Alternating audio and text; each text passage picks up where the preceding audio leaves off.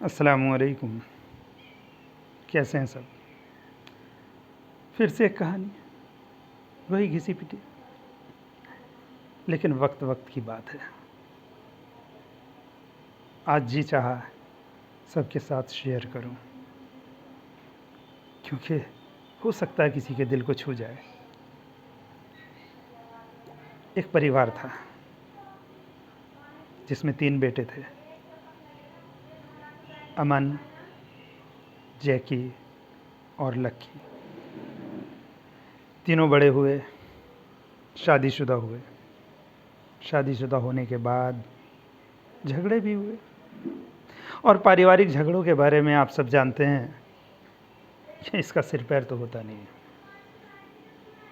पता नहीं किसकी ज़िंदगी से कौन सा हिस्सा खींच लिया जाता है और किसी अच्छी बात में से कौन सा नुक्ता निकाल के दूसरी तरफ लगा दिया जाता है,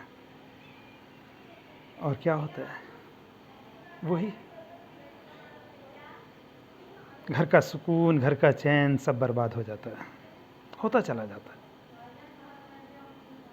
और उसके बाद वही उनके साथ भी हुआ।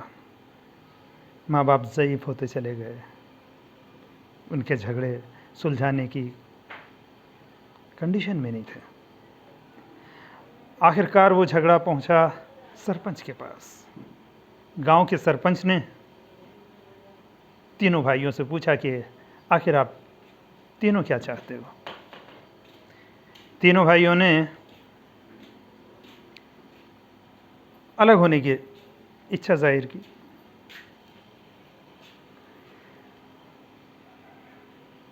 तो सरपंच ने मालूम किया कि आप तीनों अलग हो जाओगे तो माँ बाप का क्या, वो ज़ईफ़ हैं, उनका क्या चाहते हो। तीनों भाई एक राय होकर के बोले कि 4-4 महीने तीनों भाइयों के पास माँ बाप रह लेंगे। सरपंच ने उस ज़ईफ़ इंसान से मालूम किया कि हज़रत आप क्या चाहते हो। वो ज़ईफ़ इंसान जो आसमान की तरफ टकटकी लगाए देख रहा था, पता नहीं उसके जहन में क्या चल रहा था, अचानक मुखातिब हुआ और बोल पड़ा, आज ये जिस घर में रहते हैं वो घर मेरा है। अगर ये अलग होना चाहते हैं तो पहले अपने घरों का इंतज़ाम कर लें, और जिस तरह ये 4-4 महीने हमें चाहते हैं कि इनके घर जाके रहें, उसी तरह से ये 4-4 महीने इस घर में आके रह सकते हैं, है ना। यकीन मानो यही सच्चाई है। हम कब तक बोझ बनते रहेंगे अपने माँ बाप पर? हम कब तक लालच रखते रहेंगे उनकी जायदाद पर?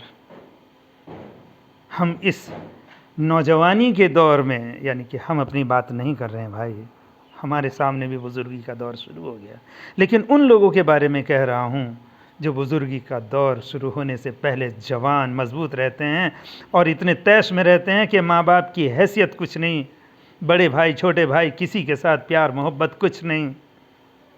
ये उनके लिए नसीहत के तौर पर है कि अगर साथ नहीं रह सकते तो अपना इंतज़ाम इस तरह से करें कि माँ बाप के ऊपर ज़ईफ़ी में भी बोझ ना बने। यार कुछ तो शर्म करें।